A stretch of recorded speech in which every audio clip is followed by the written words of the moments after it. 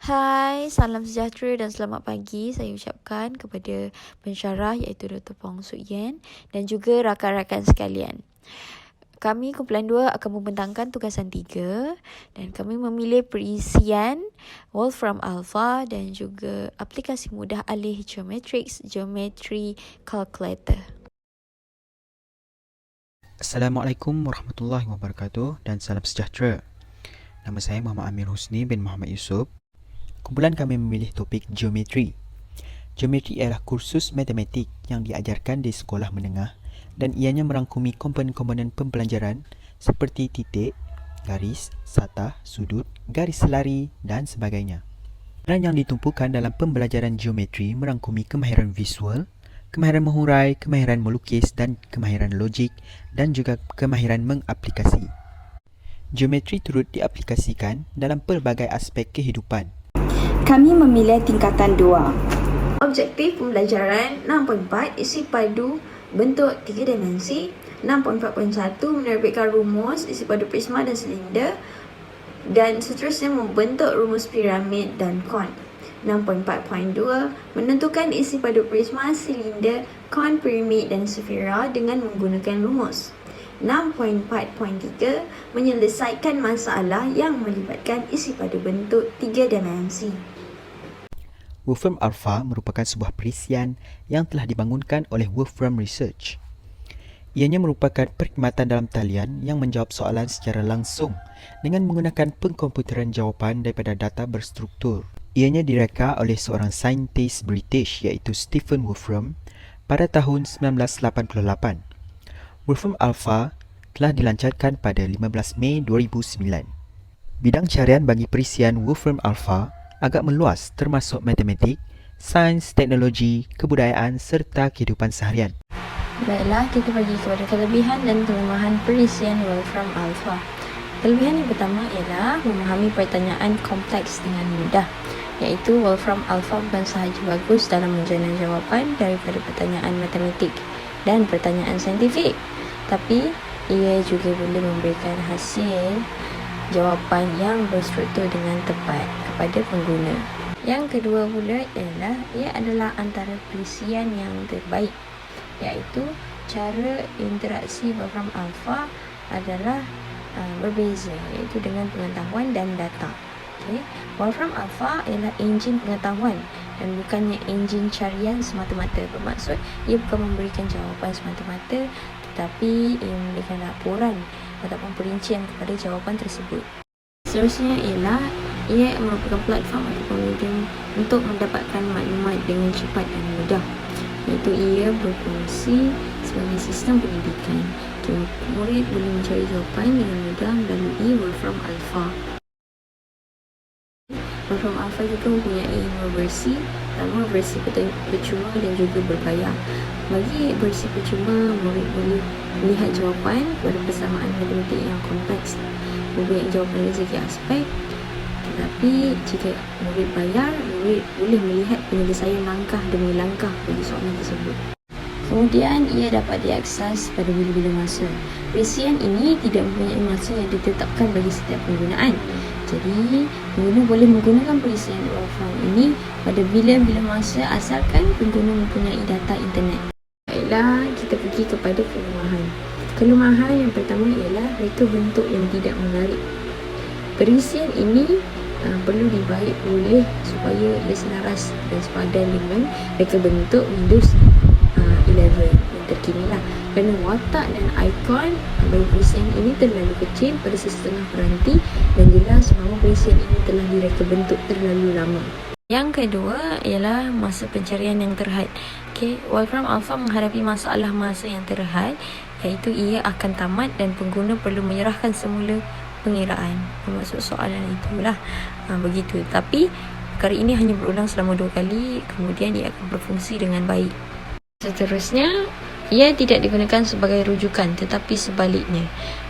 Sesetengah murid boleh menyalin jawapan pengiraan yang disedangkan dengan tidak mengetahui atau belajar konsep yang disediakan tersebut. Seperti yang ketahui, Perisian ini bertujuan bagi membantu pengguna untuk mendapatkan maklumat dan pengetahuan. Namun, terdapat juga pelajar ataupun murid ataupun pengguna yang menyalahgunakan perisian ini. Yang keempat, penyediaan bahasa yang terhad.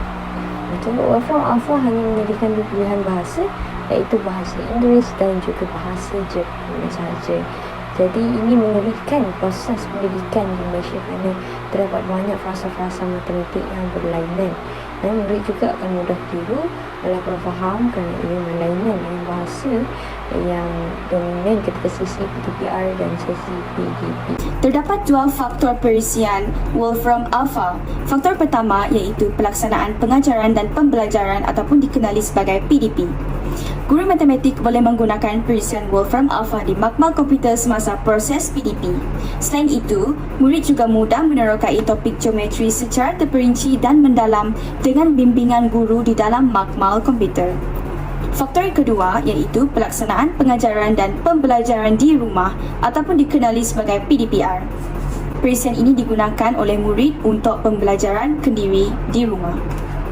Walaupun guru tidak dapat bereksploitasi perisian Wolfram Alpha secara bersemuka, namun guru boleh membuat rakaman demonstrasi video untuk murid sebagai panduan or reference. Seterusnya, kita akan melihat kepada contoh penggunaan Wolfram Alpha. Berpandukan topik yang telah dipilih iaitu geometri, subtopik isi padu bentuk 3 dimensi. Sebagai contoh, pengguna boleh menggunakan perisian Wolfram Alpha untuk mengira isi padu sebuah kon. Pertama sekali, kita perlu buka website Wolfram Alpha dan masukkan kata kunci kon volume pada ruang carian yang telah disediakan dan tekan butang Compute Input yang terletak pada hujung ruang carian. Seterusnya, Wolfram Alpha akan menjana hasil carian. Setelah mengetahui formula bagi isi padu kon, anda boleh terus melakukan penyiraan pada ruang carian dengan menggunakan fungsi kalkulator yang terdapat pada butang Math Input. Sebagai contoh, untuk mengira isi padu bagi sebuah kon yang mempunyai ketinggian 7 cm dan radius 3.5 cm, masukkan nilai-nilai tersebut ke dalam formula isi padu kon dan seterusnya tekan butang Compute Input. Dan akhir sekali, Wolfram Alpha akan menjana jawapan bagi penyiraan yang telah dilakukan berserta bahan-bahan yang berkaitan dengan topik tersebut. Aplikasi mudah alih geometrix mengandungi kesemua persamaan kejuruteraan yang dimiliki oleh kesemua perincian bentuk geometri. Aplikasi ini membantu pelajar melukis bentuk geometri yang berbeza, mengira dimensi bentuk geometri, mengira bentuk dan saiz geometri, serta aplikasi ini mempunyai pelbagai sistem unik. Ia juga digunakan sebagai kalkulator mudah bagi fungsi trigonometri, teorem Pythagoras dan teorem Thales.